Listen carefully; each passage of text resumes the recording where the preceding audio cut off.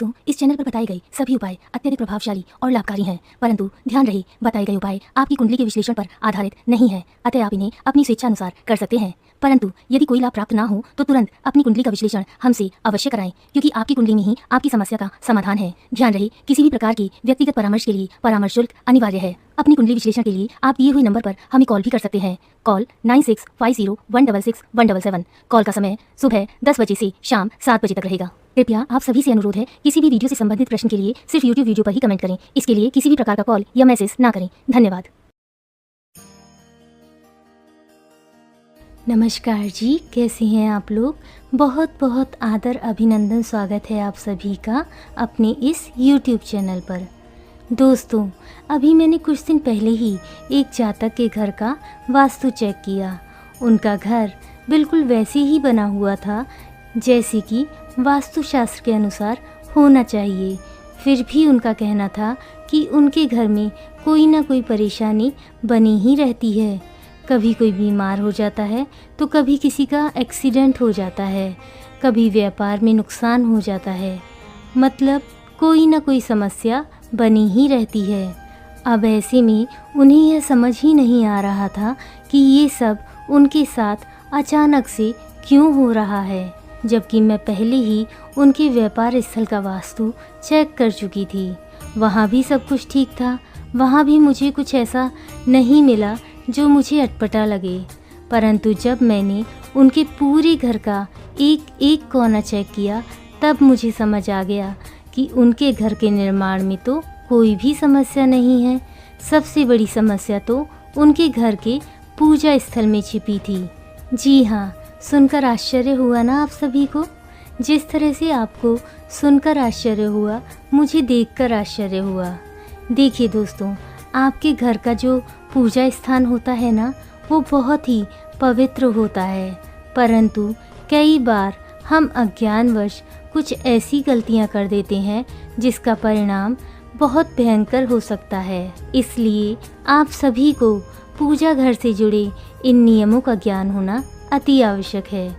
दोस्तों, वास्तुशास्त्र में पूजा घर से जुड़े कुछ विशेष नियम बताए गए हैं, जैसे कि पूजा घर किस दिशा में होना चाहिए, पूजा करते समय व्यक्ति का मुख किस दिशा में होना चाहिए, मंदिर किस धातु का होना चाहिए। परंतु इन सब में सबसे महत्वपूर्ण विषय है कि आपको अपने घर के मंदिर में कौन सी ऐसी भगवान की मूर्ति है जो नहीं रखनी चाहिए। यही है आज का मुख्य विषय, जिसके बारे में हम यहाँ विस्तार से चर्चा करेंगे, क्योंकि यही एक गलती उस जातक के पूरे परिवार पर भारी पड़ गई थी। बिना सोचे समझे उन्होंने भी अपने घर के पूजा स्थल में एक ऐसी मूर्ति स्थापित कर ली जो उन्हें स्थापित नहीं करनी चाहिए थी। जी हाँ दोस्तों, कुछ भगवान के विग्रह स्वरूप ऐसे होते हैं जिनका स्थान सिर्फ और सिर्फ मंदिरों में ही होता है। उन्हें कभी भी हमें अपने घर में स्थापित नहीं करना चाहिए। तो यदि आपके भी घर में ऐसी कोई विग्रह मूर्ति विराजमान है तो उसे तुरंत एक सही मुहूर्त देखकर बहते हुए गंगा जल में विसर्जित कर दें। तो चलिए दोस्तों, अब आगे बढ़ते हुए यह जानते हैं कि पूजा घर में कौन सी ऐसी भगवान की मूर्ति हैं जो हमें कभी नहीं रखनी चाहिए। दोस्तों, कभी भी घर के मंदिर में उग्र देवताओं की मूर्तियां नहीं रखनी चाहिए, क्योंकि इनकी पूजा पाठ करने के कुछ अलग विधान, कुछ अलग नियम होते हैं जो विशेष विधियों से अलग स्थान पर किए जाते हैं। ऐसे में यदि आप उन्हें घर में स्थापित कर लेते हैं ना, और सही विधान से उनकी पूजा पाठ नहीं करते, तो यह उग्र हो जाती हैं, जिसका प्रकोप आपको और आपके परिवार को सहन करना पड़ता है। इसलिए कभी भी माँ काली, शनिदेव, राहु और केतु जैसे उग्र स्वभाव वाले देवताओं की मूर्तियाँ घर के मंदिर में नहीं रखनी चाहिए। दोस्तों, कभी भी आपको अपने घर में बड़े आकार का शिवलिंग नहीं रखना चाहिए। यदि रखना चाहते हैं तो छोटे आकार में आप एक शिवलिंग रख सकते हैं, परंतु ध्यान रहे प्रतिदिन शिवलिंग का जल अभिषेक अवश्य करें। वैसे तो श्रेष्ठ रहेगा कि आप किसी बाहर के मंदिर में जाकर ही शिवलिंग की पूजा अर्चना करें। इससे आपको पूजा का शुभ फल प्राप्त होता है। दोस्तों, आपको कभी भी किसी भी मृतक व्यक्ति की तस्वीर पूजा स्थल में नहीं रखनी चाहिए। इससे पूजा स्थान की शुद्धता प्रभावित हो सकती है, क्योंकि पूजा घर में सिर्फ भगवान ही वास कर सकते हैं। उनका स्थान बहुत ही उच्च और श्रेष्ठ होता है और किसी भी सामान्य व्यक्ति की तुलना उनसे कभी नहीं की जा सकती। इसलिए आपको कभी भी ऐसा नहीं करना चाहिए, अन्यथा देवी देवता रुष्ट हो जाते हैं और आपकी पूजा को स्वीकार नहीं करते। दोस्तों, कभी भी घर के मंदिर में त्रिदेव की मूर्ति एक साथ नहीं रखनी चाहिए, अर्थात ब्रह्मा, विष्णु और महेश, इन तीनों की प्रतिमाएं एक साथ कभी नहीं रखनी चाहिए। इससे काफ़ी बुरा प्रभाव आपके जीवन पर पड़ सकता है, क्योंकि इन तीनों देवताओं की पूजा का विधान बिल्कुल अलग होता है। इसलिए आपको इन तीनों देवताओं की मूर्तियां एक साथ कभी नहीं रखनी चाहिए।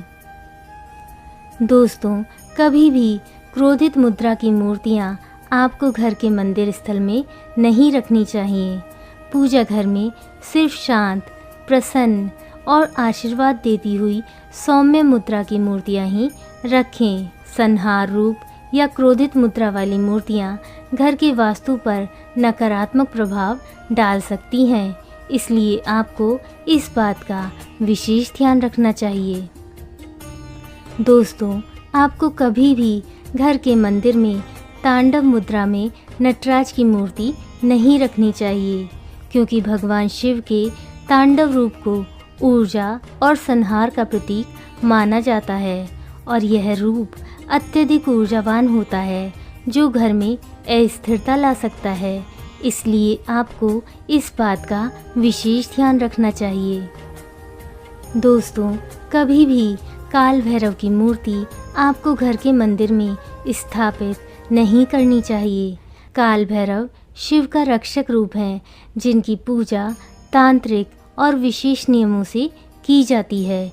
इसलिए घर के मंदिर में उनकी मूर्ति रखना ग्रस्त जीवन के लिए उपयुक्त नहीं माना गया है, क्योंकि एक साधारण व्यक्ति से पूजा में त्रुटि हो सकती है, जिससे अनचाही बाधाएं उत्पन्न हो सकती हैं। स्वयं शंकर भगवान आपसे नाराज हो सकते हैं। दोस्तों, हमारे शास्त्रों में स्पष्ट कहा गया है कि किसी भी देवता की खंडित या टूटी हुई मूर्ति को घर के मंदिर में नहीं रखना चाहिए, क्योंकि ऐसी मूर्तियों से देवी देवताओं का वास हट जाता है और यह नकारात्मक ऊर्जा को आकर्षित करती हैं। इसलिए यदि कोई मूर्ति टूट जाए तो उसे सम्मान पूर्वक बहते जल में प्रवाहित कर देना चाहिए। इसके अलावा घर के मंदिर में मूर्तियों की संख्या सीमित होनी चाहिए और उन्हें हमेशा साफ सुथरा रखना चाहिए। साथ ही उनकी प्रतिदिन की सेवा का भी विशेष ध्यान रखना चाहिए। अक्सर लोग अपने घर में मूर्तियां तो रख लेते हैं, परंतु उनकी सेवा नहीं करते, जिससे भगवान रुष्ट हो जाते हैं। इसलिए हमेशा ध्यान रहे आप घर में सिर्फ उन्हीं भगवान की मूर्तियां स्थापित करें जिनकी आप रोज सेवा कर सकते हैं। ध्यान रहे किसी भी सूरत में उनका अनादर ना होने पाए, वरना कितना भी वास्तु ठीक करा लो, जीवन में कुछ नहीं बदलने वाला। आपका जीवन यूं ही कष्टमयी बना रहेगा। तो दोस्तों, आज के लिए इतना ही। मैं आशा करती हूँ कि आज का यह वीडियो आप सभी के लिए अति लाभकारी, अति मूल्यवान सिद्ध होगा। देवी माँ लक्ष्मी हम सभी पर अपनी अनुकंपा, अपनी कृपा बनाए रखें। इसी शुभ मंगल कामना के साथ अब मैं आपसे विदा लेती हूँ। फिर मिलेंगे अगली किसी अन्य वीडियो में। तब तक आप अपना ध्यान रखें, खुश रहें और दूसरों को भी खुश रखें। धन्यवाद।